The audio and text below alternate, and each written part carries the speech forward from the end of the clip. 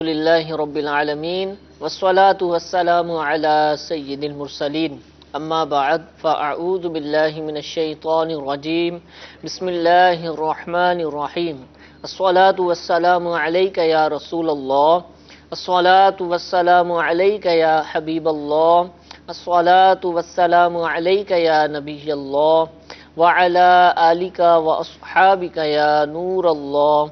پیارے اور محترم اسلامی بھائیوں، مدنی چینل کے ناظرین، دارالافتاء اہل سنت سلسلے میں مرحبا کہتے ہیں. ہمارا یہ سلسلہ دارالافتاء اہل سنت جو کہ دعوت اسلامی کا بہت ہی اہم شعبہ ہے، اس کے مفتیان کرام پر مشتمل ہوتا ہے. دارالافتاء اہل سنت کے مختلف مفتیان کرام الحمدللہ ہمارے سلسلے میں تشریف لاتے ہیں. جو اسلامی بھائی آج پہلی دفعہ اس سلسلے کو دیکھ رہے ہیں تو ان کو بتاتا چلوں کہ الحمدللہ یہ سلسلہ روزانہ یعنی روزانہ سے مراد یہ ہے پیر، منگل، بدھ اسی وقت الحمدللہ براہ راست پیش کیا جاتا ہے، اور جمعرات کے دن بھی الحمدللہ براہ راست نشر ہوتا ہے، لیکن وہ عصر کی نماز کے بعد ہوتا ہے، یعنی اس وقت سے کم و بیش 1-1.5 گھنٹہ پہلے اس کا وقت ہے. الحمدللہ ان تمام ایام میں دارالافتاء اہل سنت کے مفتیان کرام مدنی چینل کی اسکرین پر جلوہ فرما ہوتے ہیں، اور ناظرین کی جانب سے بالخصوص جو سوالات ہمیں موصول ہوتے ہیں، چاہے وہ کال کے ذریعے ہوں، SMS کے ذریعے ہوں، الحمدللہ ہم مفتیان اکرام سے پوچھتے ہیں اور ان کے شرعی جوابات لیتے ہیں. اس سلسلے میں آپ کسی بھی حوالے سے کوئی دینی مسئلہ معلوم کرنا چاہے وہ آپ کی عبادت، نماز، روزے سے متعلق ہو، چاہے آپ کے کاروبار سے متعلق ہو، نکاح و طلاق کا مسئلہ ہو، وراثت کا مسئلہ ہو، کسی بھی حوالے سے کوئی دینی مسئلہ معلوم کرنا چاہیں تو آپ ہمارے سلسلے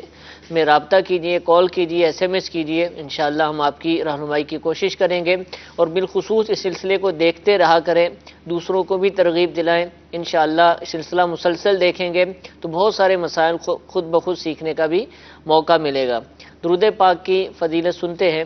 نبی کریم صلی اللہ تعالی علیہ وآلہ وسلم نے ارشاد فرمایا، تم مجھ پر درود پڑھو، اللہ تم پر رحمت بھیجے گا. صلو علی الحبیب صلی اللہ تعالی علی محمد صلی اللہ تعالی علیہ وآلہ وسلم. مفتی ماجد رضا مدنی صاحب ہمارے ساتھ موجود ہیں. دارالافتاء اہل سنت جو کہ ہمارا مرکزی دارالافتاء اہل سنت ہے، کنز الایمان مسجد کے ساتھ آپ وہاں تشریف فرما ہوتے ہیں. انشاءاللہ ہم آپ سے سوالات کریں گے. حضور رمضان شریف کے بعد آج ہمارا پہلا سلسلہ ہے، اور رمضان شریف کے بعد مسجدوں کے اندر آپ نے صورتحال تو ملاحظہ فرما لی ہوگی، اور یہ ہر سال ہی ہوتا ہے کہ جتنے نمازی رمضان شریف میں ہمیں نظر آتے تھے اس سے بہت کم، بلکہ شروع کے دنوں میں تو عام دنوں سے بھی کم ہو جاتے ہیں. یعنی رمضان سے پہلے جتنے نمازی ہوتے تھے اس سے بھی کم عید کے دن نظر آتے ہیں، اور ابھی بھی صورتحال کوئی ایسی نہیں نظر آ رہی. ہو سکتا ہے کہ کئی مساجد ایسی ہوں کہ جہاں رونق ہو، لیکن ابھی رونق کم نظر آ رہی ہے. تو اس کے اسباب تو واضح ہیں، لیکن اگر دوبارہ اب روشنی فرما دیں گے، اور جو مدنی چینل کے ناظرین سن رہے ہیں کہ جو پورا ماہ رمضان شریف کا وہ نمازیں پڑھتے رہے، مسجدوں میں حاضر ہوتے رہے، اور دل بھی کرتا ہے لیکن ابھی بھی نہیں جا سکے، تو ان کو کوئی ایسے مدنی پھول ارشاد فرمائیں کہ ان کا جذبہ پیدا ہو اور وہ مسجد کی طرف رخ کریں اور مساجد جو ہیں وہ آباد ہو جائیں. اسی طرح گھروں میں جو اسلامی بہنیں ہیں کہ جو رمضان شریف کی تقدس کے پیش نظر نماز پڑھ ہی لیتی تھی لیکن اب ان کی بھی چھوٹ گئی، عید کے ایام میں بالکل ہی نمازیں قضا ہو گئی، وہ کیا کریں کہ ان کو دوبارہ یہ جذبہ حاصل ہو جائے؟ الحمدللہ رب العالمین والصلاة والسلام علی سید الانبیاء والمرسلین، اما بعد فاعوذ باللہ من الشیطان الرجیم، بسم اللہ الرحمن الرحیم. بے شک آپ نے درست فرمایا کہ جب سے ہم دیکھتے ہوئے آ رہے ہیں کم و بیش یہی سلسلہ ہوتا ہے، یعنی کثیر افراد کے ساتھ یہی سلسلہ ہوتا ہے. ایسا نہیں ہے کہ تمام ہی افراد کے ساتھ ایسا ہوتا ہے. بہت سارے افراد ایسے بھی ہیں کہ جو رمضان المبارک کا جب مہینہ آتا ہے شیاطین کو بند کیا جاتا ہے، جنت کے دروازے کھول دیے جاتے ہیں، جہنم کے دروازوں کو بند کیا جاتا ہے. تو بہت سارے افراد جب ماہ مبارک رمضان المبارک آتا ہے تو بہت سارے افراد ایسے بھی ہیں کہ جو پہلے نمازوں کی ادائیگی نہیں کرتے تھے، پہلے نیکی کی طرف ان کی رغبت نہیں تھی، اب جب ماہ مبارک آیا، رمضان المبارک کا مہینہ آیا، ان کی نیکی کی طرف رغبت بھی ہوئی، نمازیں بھی ادا کی، اور اس کے علاوہ جو دیگر نیک اعمال تھے وہ بھی بجا لائے، کہ قرآن پاک کی تلاوت بھی کی، دیگر جو نیک اعمال تھے وہ بھی بجا لاتے رہے. اور ایسے افراد بھی آپ کو ملیں گے کہ رمضان المبارک سے پہلے ان کی کیفیت کچھ اور تھی، رمضان المبارک میں انہوں نے یہ سلسلہ شروع کیا اور رمضان المبارک کے بعد بھی ان کا یہ سلسلہ جاری ہے، مگر ایسے افراد کی تعداد بہت کم ہے، جو دیکھنے میں آیا ہے ایسے افراد کی تعداد بہت کم ہے۔ اب اس میں ہمیں غور یہ کرنا چاہیے کہ رمضان المبارک کا مہینہ ہمیں دیا گیا اور اس کا ایک مقصد قرآن مجید فرقان حمید میں بیان ہوا۔ وہ کیا بیان ہوا؟ فرمایا یا ایھا الذین آمنوا کتب علیکم الصیام کما کتب علی الذین من قبلکم لعلکم تتقون، کہ اے ایمان والو تم پر روزے فرض کیے گئے جیسے تم سے پچھلوں پر فرض کیے گئے تھے، تاکہ تم پرہیزگاری اختیار کرو، تاکہ تم متقی بن جاؤ، تاکہ تم نیک بن جاؤ۔ یعنی روزہ رکھنے کا جو مقصد بیان کیا گیا وہ یہ ہے۔ اچھا، اس میں جو فلسفہ ہے وہ کیا ہے؟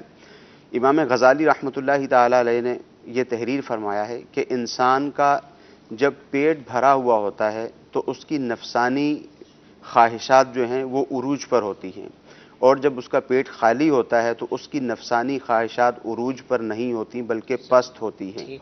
تو ایک تو وجہ حدیث پاک میں بھی بیان کی گئی کہ شیاطین کو قید کر دیا جاتا ہے جو انسان کو گناہ پہ اکساتا ہے، گناہ پہ ابھارتا ہے، نیکی سے روکنے کی کوشش کرتا ہے۔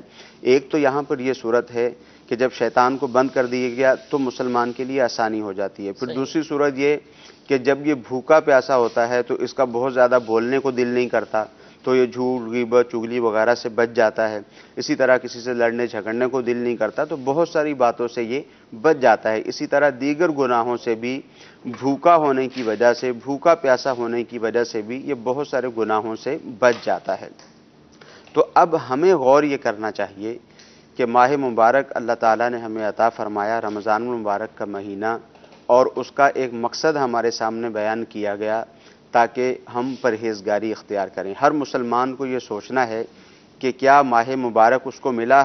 تمام مسلمان ہی خوشی کا اظہار کرتے ہیں، خوش ہو جاتے ہیں جب ماہ مبارک رمضان المبارک آتا ہے۔ اس کی وجہ کیا ہے؟ اس کی وجہ یہی ہوتی ہے کہ رمضان کا مہینہ آتا ہے تو لوگ اس بات کو سمجھتے ہیں کہ ہم رمضان کا روزہ رکھیں گے ہمیں ثواب ملے گا، شیطان کو بند کر دیا جائے گا، قرآن مجید فرقان حمید کی ہم تلاوت بھی کر سکیں گے، دیگر نیک اعمال بھی ہم کر سکیں گے۔ تو جو خوشی کی وجہ ہوتی ہے وہ یہی ہوتی ہے کہ مسلمان نیکی کی طرف مائل ہو جاتا ہے۔ صحیح۔ اسی وجہ سے مسلمان خوش ہوتا ہے، اور اسی وجہ سے جب ماہ مبارک تشریف لے جاتا ہے تو مسلمان جب غمزدہ ہوتا ہے تو وہ اسی وجہ سے ہوتا ہے کہ اس ماہ مبارک میں جو نفل کا ثواب تھا وہ فرض کے برابر ہوا، فرض کا ثواب 70 گنا ہو گیا۔ تو جب انسان کی خوشی اسی بات میں ہے تو اب مسلمان کو یہ بھی سوچنا چاہیے کہ میں نے اس سے کیا پایا۔ ایک تو قرآن مجید فرقان حمید کی وہ آیت طیبہ کہ جس میں فرمایا گیا لعلکم تتقون، تاکہ تم پرہیزگار بن جاؤ، اور دوسرا حضرت سیدنا جبرائیل امین علیہ السلام کی دعا اور حضور نبی کریم صلی اللہ تعالی علیہ وآلہ وسلم کا اس پر آمین کہنا، اس کو بھی مد نظر رکھنا چاہیے کہ جبرائیل امین علیہ السلام نے یہ دعا کی کہ جو رمضان کا مہینہ پائے اور اپنی مغفرت نہ کروا پائے تو ایسے شخص کے لیے ہلاکت ہے۔ تو حضور نبی کریم صلی اللہ تعالی علیہ وآلہ وسلم رؤوف الرحیم ہیں، اپنے امتیوں پر شفقت فرمانے والے ہیں، اس کے باوجود اس ماہ مبارک یعنی اتنا برکت والا یہ مہینہ ہے، اتنی زیادہ اللہ تعالیٰ اس میں مغفرت فرماتا ہے، لوگوں کو بخشتا ہے کہ یہاں پر ارشاد فرمایا جو اپنی بخشش نہ کروا پائے اس کے لیے ہلاکت ہے۔ تو اب یہ سب مسلمانوں کو سوچنا چاہیے، ہر شخص کو دیکھنا چاہیے کہ مجھ میں کچھ تبدیلی آئی۔ ایک تو تبدیلی یہ آنا ہے نا کہ وہ بالکل ہی ولایت کے درجے پہ فائز ہو گیا، اگرچہ ایسا نہیں ہے مگر کم از کم یہ دیکھیں کوئی تبدیلی آئی۔ جھوٹ بولنا چھوڑ دیا، غیبت کرنا چھوڑ دی، نماز نہیں پڑھتا تھا اب نماز پڑھنے لگ گیا، کسی اور گناہ کی طرف مائل تھا اس گناہ کو ترک کر دیا۔ کم از کم کچھ تو دیکھے کہ کچھ تو اس کے اندر تبدیلی آئی ہو۔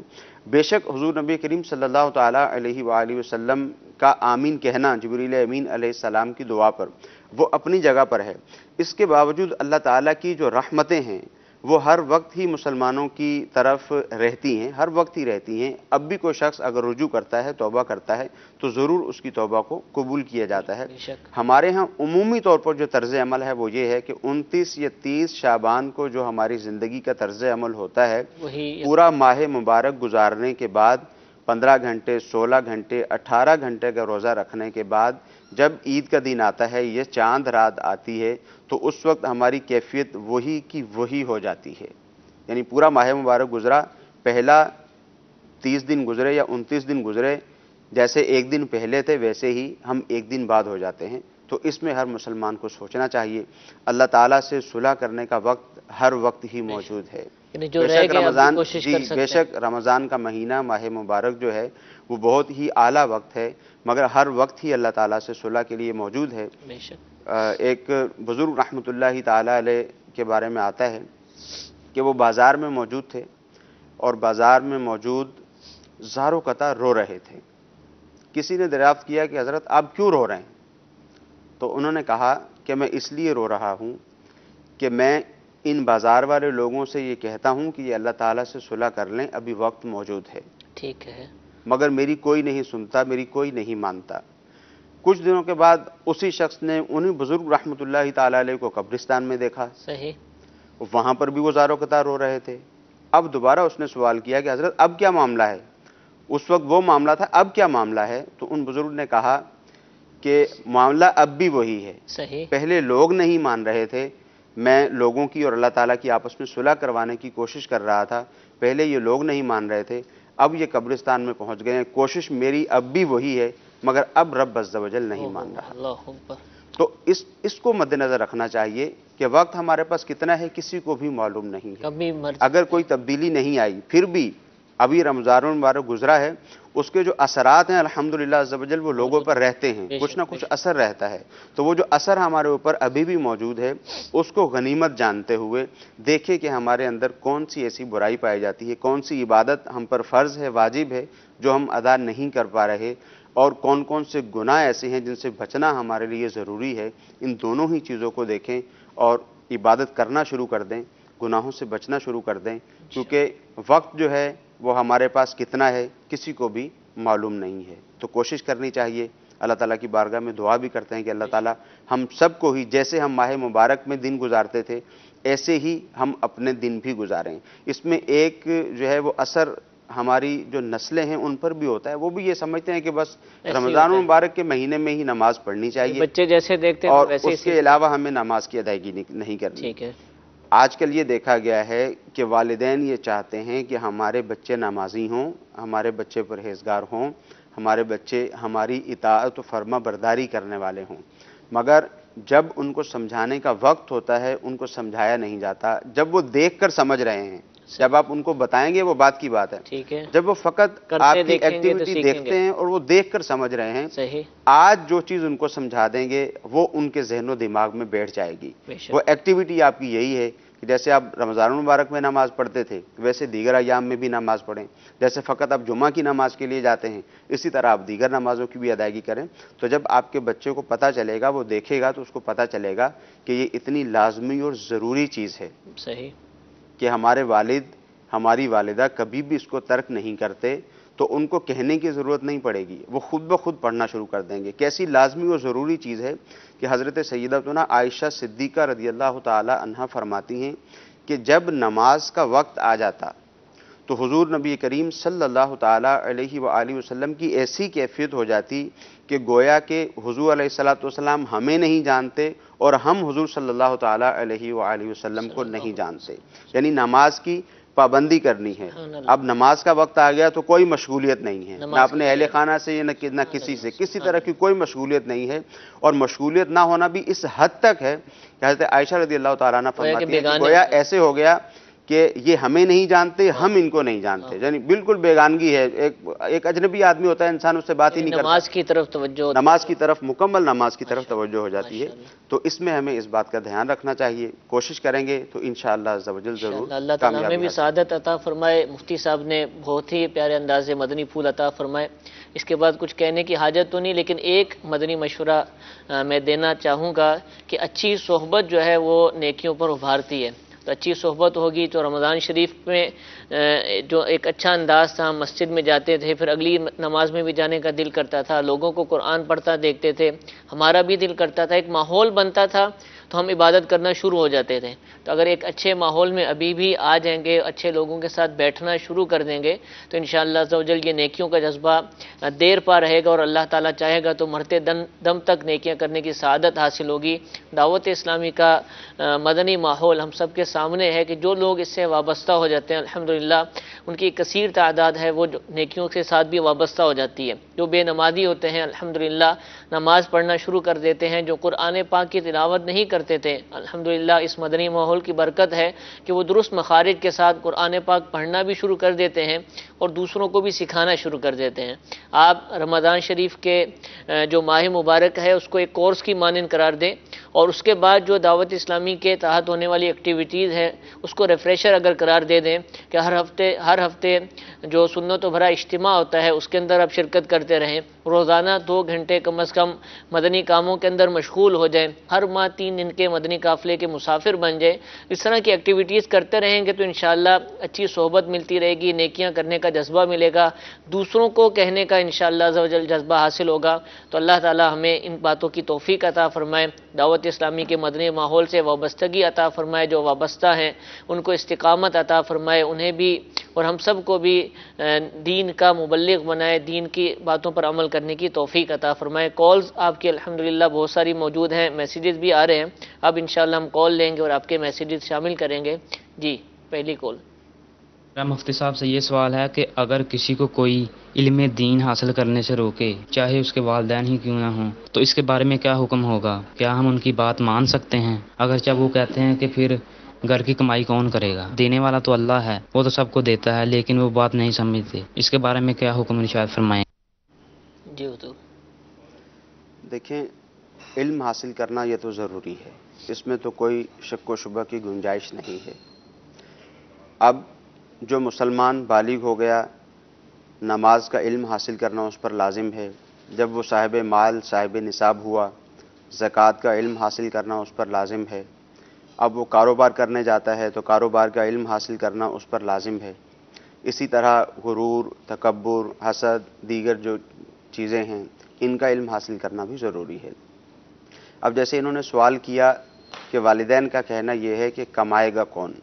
بعض اوقات ایسی کیفیت ہوتی ہے صحیح کہ والد بالفرض کوئی کام نہیں کر رہے اور کمانے کا ذریعہ فقط یہی فرد ہی ہے کہ جو خود یہی کماتے ہیں اور گھر کا جو ہے وہ گزر اوقات ہوتا ہے.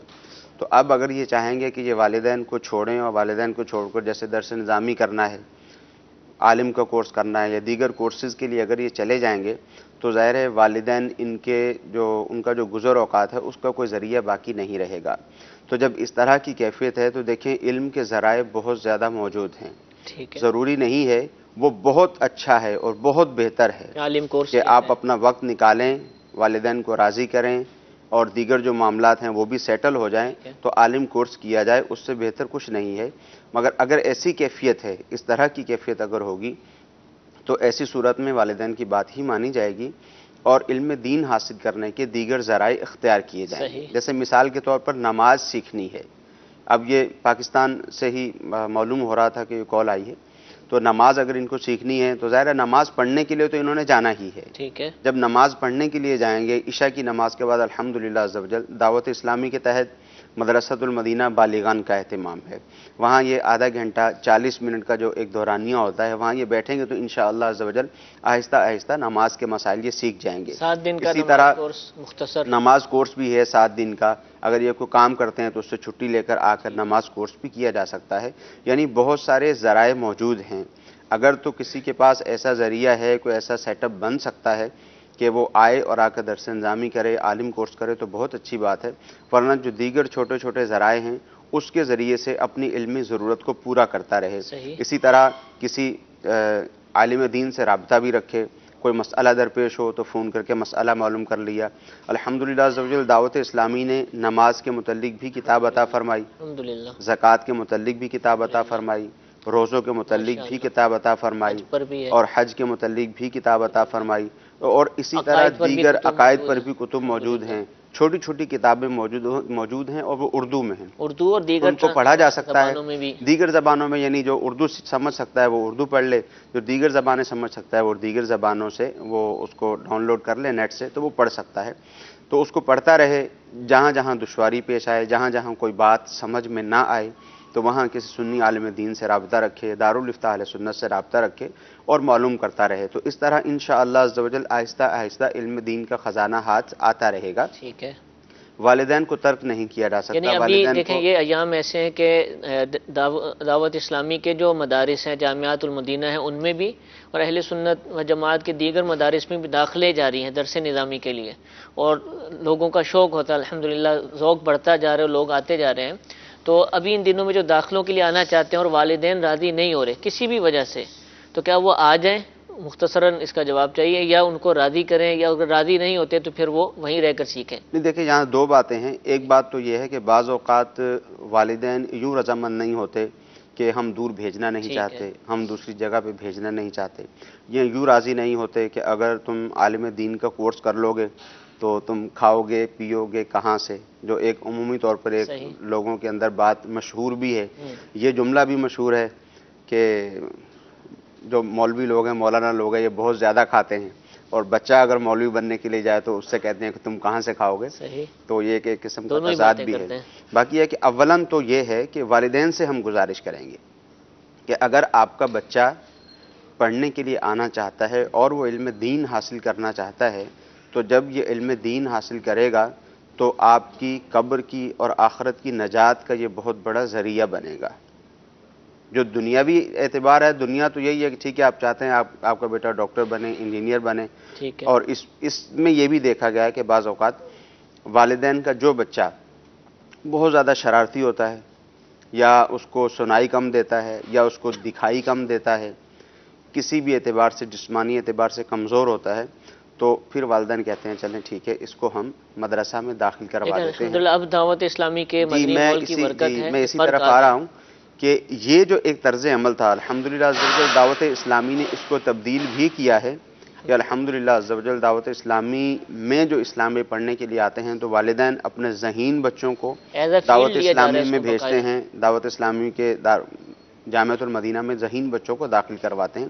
تو وہ لوگ جن کا یہ طرز عمل ہے کہ وہ کمزور بچے کو بھیجتے ہیں، تو وہ یہ دیکھیں کہ ہم کیا کر رہے ہیں، ہم مسلمان ہیں، اور ہمیں جو بھی اسلامی ضرورت ہمیں پڑتی ہے، کسی بھی طرح کی ہماری اسلامی ضرورت ہو، تو وہ ایک عالم دین ہی ہماری اس اسلامی ضرورت کو پورا کرتا ہے. اب وہ اسلامی ضرورت آپ کے کاروبار کے اعتبار سے بھی آپ کی اسلامی ضرورت ہے، آپ کی جیسے نماز روزے کے اعتبار سے اسلامی ضرورت ہے، یوں ہی آپ کے کاروبار کے اعتبار سے بھی اسلام کی آپ کو ضرورت ہے، یوں ہی معاشرتی حوالے سے جو آپ کے آپس کے معاملات ہو جاتے ہیں وہاں بھی آپ کو اسلام کی ضرورت ہے. تو جب ہم اپنا ایسا بچہ اسلام کے لیے دے رہے ہیں جس کو کچھ سمجھ ہی نہیں پڑتی، تو اس میں پھر ہمیں سوچنا چاہیے کہ یہ طرز عمل غلط ہے. جب ہم اسلام کے لیے قربانی دیں، قرآن مجید فرقان حمید میں ارشاد فرمایا کہ لن تنالوا البر حتی تنفقوا مما تحبون، کہ تم نیکی کو، بھلائی کو ہرگز نہیں پہنچ سکتے جب تک تم وہ چیز اللہ کی راہ میں نہ دو جو تمہیں محبوب ہے. اب وہ بچہ تو تمہیں محبوب ہی نہیں ہے کہ جو کمزور ہے بیچارہ اس کو تم نے بھیج دیا. ہاں وہ بچہ آپ کو محبوب ہے جو ذہین ہے، فتین ہے. آپ دیکھتے ہیں کہ یہ بہت زیادہ ذہین ہے، اسکول میں پڑھتا ہے تو ہر کلاس میں جو ہے وہ اول آتا ہے. تو اب اس کو اللہ تعالیٰ کی راہ میں بھیجا جائے. تو اولاً تو یہ کہ والدین کو دیکھنا چاہیے کہ اگر واقعتاً کوئی مجبوری نہیں ہے تو پھر والدین کو چاہیے کہ اپنے بچوں کو اجازت دیں. انشاءاللہ عز و جل یہ بچے کل بروز قیامت قبر میں، حشر میں انشاءاللہ عز و جل ان کے کام آئیں گے.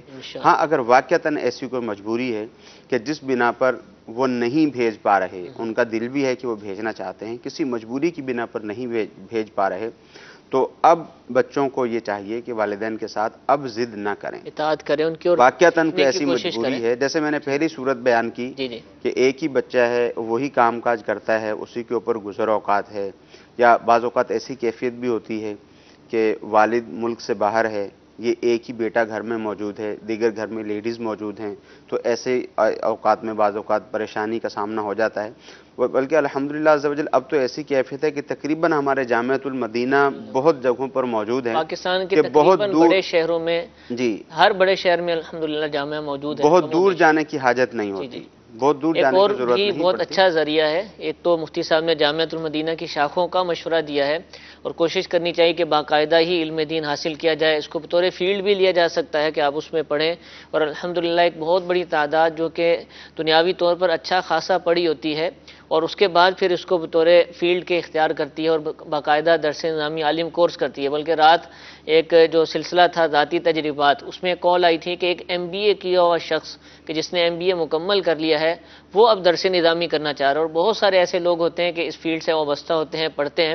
اگر آپ اس طرح باقاعدہ جامعۃ المدینہ میں داخلہ نہیں لے سکتے، اس کا ایک اور بھی ذریعہ ہے. الحمدللہ دعوت اسلامی کا بہت ہی پیارا شعبہ ہے مدرسۃ المدینہ آن لائن. الحمدللہ اس آن لائن یعنی انٹرنیٹ کے ذریعے اس کے اوپر تعلیم دی جاتی ہے.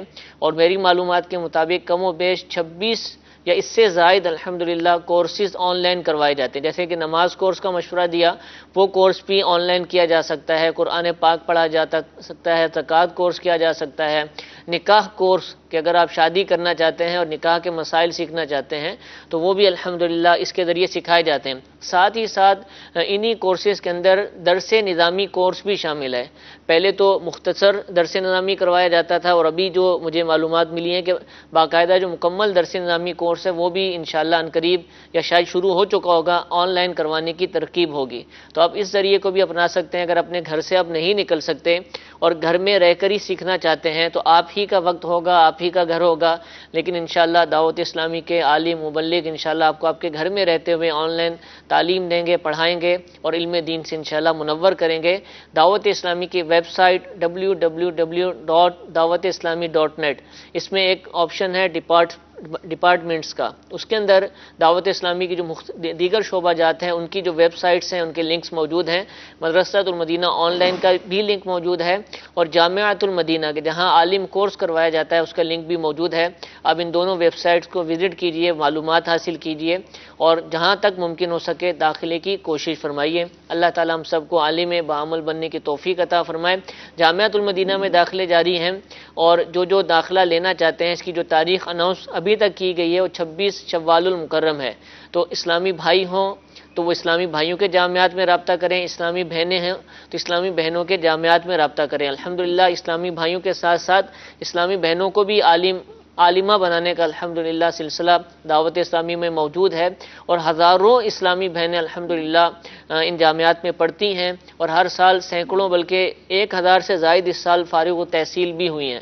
تو آپ بھی اگر اسلامی بہنیں اگر سن رہی ہیں اور چاہتی ہیں کہ وہ عالمہ بنیں تو وہ بھی ان جامعات میں رابطہ کر سکتی ہیں اور داخلے کی ترکیب کر سکتی ہیں. 5 سالہ درس نظامی ہوتا ہے. اور اسلامی بھائیوں کے لیے بھی کہ اس سال جو داخلے ہوں گے جامعۃ المدینہ کے شاخوں کے اندر پاکستان میں اور غالباً بیرون ملک بھی، وہ 6 سالہ درس نظامی کے لیے ہوں گے. پہلے درس نظامی کا کورس 8 سال کا ہوتا تھا، اس سال سے اس کو 6 سال کا کر دیا گیا، ریڈیوس کر دیا گیا ہے. تو اگر آپ داخلہ لیں گے تو 6 سال کے اندر درس نظامی عالم کورس کروا دیا جائے گا. اس کے بعد مزید اسپیشلائزیشن کے تخصص کے کورسز ہوں گے، اس کی معلومات انشاءاللہ آپ کو جامعات میں آنے کے بعد مل جائیں گی. اللہ تعالیٰ ہم سب کو ان کورسز میں جو بھی علم دین سیکھنے کے ذرائع ہیں ان کے اندر اپنا حصہ شامل کرنے کی توفیق عطا فرمائے. دور ایک سوال میسیج کا بھی لے لیتے ہیں کہ سوال یہ ہے کہ جن کے مخصوص ایام کی وجہ سے روزے رہ گئے تھے رمضان شریف میں تو کیا ان کو رکھنے ہوں گے یا وہ معاف تھے؟ ایسی صورتحال میں عورتوں کو روزے معاف نہیں ہوتے، نماز معاف ہوتی ہے. اچھا نماز معاف ہوتی ہے، روزے اس صورت میں رہ گئے ہیں. جی نمازیں ان ایام کی معاف ہیں، وہ نہیں پڑھنی ہوتی. روزے جو ان ایام کے رہ گئے ہیں وہ روزے بعد میں قضا کرنے ہوں گے. ٹھیک ہے، تو ابھی ان دنوں میں کر سکتے ہیں شوال ان دنوں میں روزے قضا کیے جا سکتے ہیں. یہاں عام طور پر یہ دیکھا گیا ہے کہ شوال المکرم میں شش عید کے روزے جس کو کہا جاتا ہے وہ پورے مہینے کے اندر کسی بھی وقت رکھے جا سکتے ہیں. 6 روزے نفلی روزے ہوتے ہیں. اس میں بعض اوقات ایسا بھی ہوتا ہے کہ اسلامی بھائی اور اسلامی بہنیں ان کا یہ سوال بھی ہوتا ہے کہ کیا ہم اس میں جو قضا ہمارے روزے پہلے رہ گئے ہیں وہ بھی رکھ لیں اور اس کے ساتھ ساتھ نفل کی بھی نیت کر لیں. تو ایسا نہیں ہو سکتا. اسلامی بہنوں کے جو روزے رہ گئے ہیں اب جب قضا کی نیت کریں گی تو فقط قضا روزے کی ہی نیت ہوگی، نفل کی نیت اس میں نہیں ہو سکتی. ایک اور کال چلائیے. محترم جناب، میرا آپ سے سوال یہ ہے، اگر ایک بندہ جو خودکشی کر لے اس کا نماز جنازہ پڑھنا چاہیے یا نہیں پڑھنا چاہیے؟ اس کے بارے میں تھوڑا انفارمیشن دے دیتا آپ کو شکریہ ہوتا. والے کی نماز جنازہ خودکشی کرنے والے کی نماز جنازہ ادا کی جائے گی. ٹھیک ہے. ہمارے ہاں معروف یہ ہے کہ جس شخص نے خودکشی کی ہے اس کے بارے میں کہا جاتا ہے کہ یہ حرام موت مر گیا، اب اس کی نماز جنازہ نہیں پڑھی جائے گی. بعض لوگ اس کے لیے دعا کرنے سے بھی منع کرتے ہیں. ایسی کوئی بات نہیں ٹھیک ہے. ہے. یہ اس شخص کے لیے ہے جس نے خودکشی کو جائز سمجھا، ایک حرام میں قطعی کو جائز سمجھا، اور جائز سمجھ کر اگر وہ ایسا کرے گا تو اس کے متعلق یہ حکم شرعی ہوتا ہے. ٹھیک ہے. مگر یہاں پر جو عمومی طور پر ظاہر ہے ہمیں ایک تو پتہ بھی نہیں چل سکتا، جی. دوسرا عمومی طور پر جو خودکشی کرنے والے ہیں حالات کی خرابی. وہ حالات کی خرابی کی بنا پر ان کو یہ بات معلوم ہوتی ہے کہ یہ کام جائز نہیں ہے، یہ ناجائز ہے، یہ گناہ کا کام ہے، معلوم ہوتا ہے، معاشرے میں رہتے ہیں، پتہ ہوتا ہے. اس کے باوجود حالات سے تنگ آ کر بے شک ایسا نہیں کرنا چاہیے، شرعی طور پہ اس کی اجازت بھی نہیں ہے. وہ یہ سمجھتے ہیں کہ ہم خودکشی کریں گے تو جو حالات کی تنگی ہے، جو پریشانی ہے، ان پریشانیوں سے ہم آزاد ہو جائیں گے. اگرچہ ان پریشانیوں سے آزاد ہو جائیں گے، وہ پریشانیاں چھوٹی تھیں، مگر اب جب اس نے خودکشی کی، جس طرز عمل کے ساتھ اس نے خودکشی کی، مثال کے طور پر اپنے آپ کو اس نے کسی تیز دھار آلے سے قتل کر لیا، تو اب اس کو قبر میں یہ سزا دی جاتی رہے گی کہ یہ اپنے آپ کو اسی طرح تیز دھار آلے سے قتل کرتا رہے گا. اللہ تعالیٰ جس کو معاف فرمائے وہ ایک الگ بات ہے. جو ایک بات جو بیان ہوئی وہ یہی ہے. تو جس شخص نے خودکشی کر لی ہے اس کی نماز جنازہ بھی ادا کی جائے گی اور اس کے لیے دعائے مغفرت بھی کی جائے کچھ گی. اور لوگ بلکہ ہیں کہ وہ جن کی دعائے نماز مغفرت جنازہ کا نہیں پڑھی جاتی.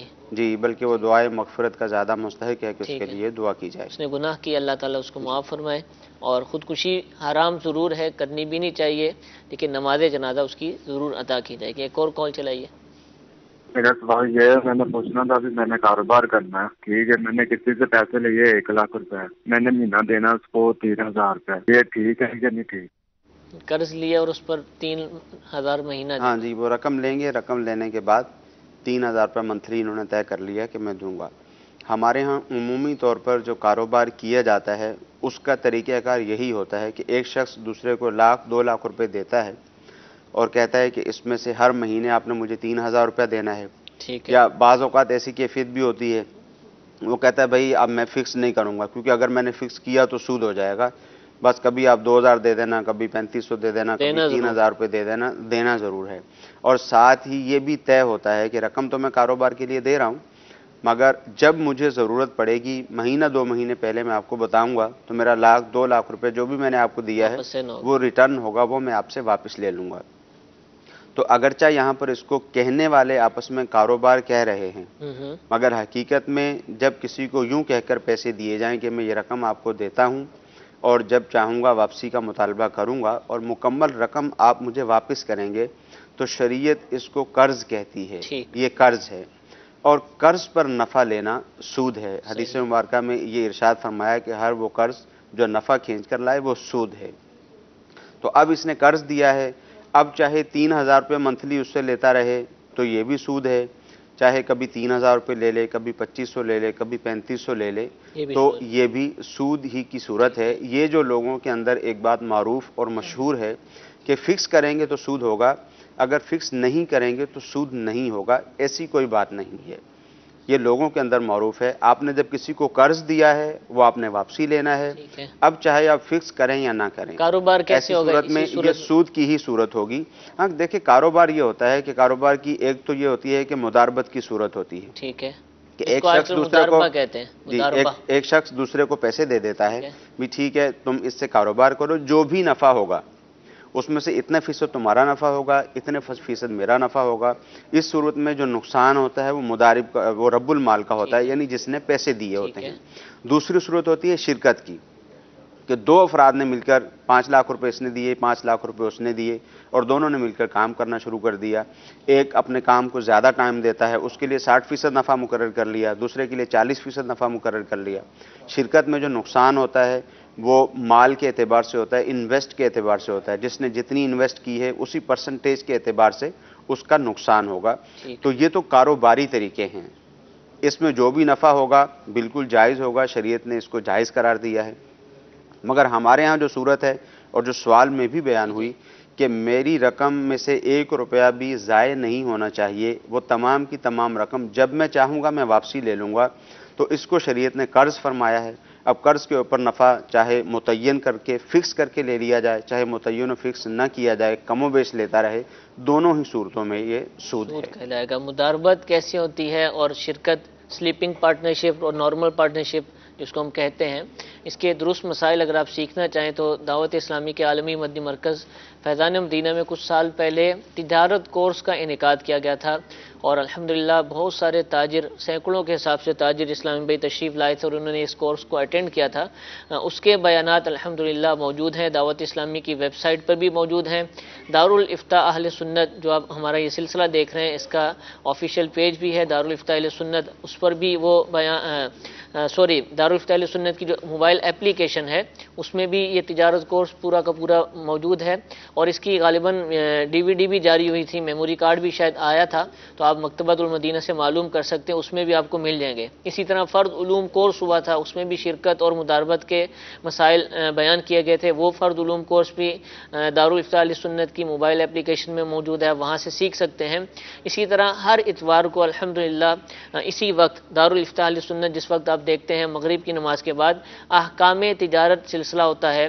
مفتی علی اصغر عطاری دامت برکاتہم العالیہ آپ سلسلے میں تشریف فرما ہوتے ہیں، اور خاص طور پر تجارت کے حوالے سے، بزنس سے متعلق جو مسائل ہوتے ہیں، پارٹنرشپ سے متعلق، مداربت سے متعلق، وہ ڈسکس کیے جاتے ہیں، ان کو بیان کیا جاتا ہے، اور بہت تفصیل کے ساتھ الحمدللہ یہ سلسلہ ہوتا ہے۔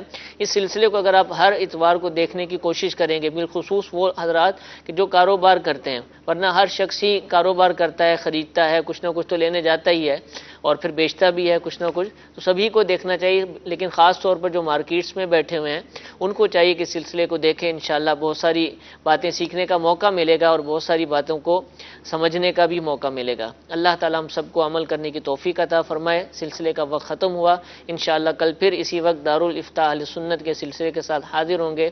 اللہ تعالیٰ ہم سب کو مدنی چینل کے دیگر سلسلے، دارالافتاء اہل سنت، ان سب سلسلوں کو دیکھنے، دوسروں کو ترغیب دلانے کی توفیق عطا فرمائے۔ آمین بجاہ النبی الامین۔ صلو علی الحبیب صلی اللہ تعالی علی محمد صلی اللہ علیہ وسلم۔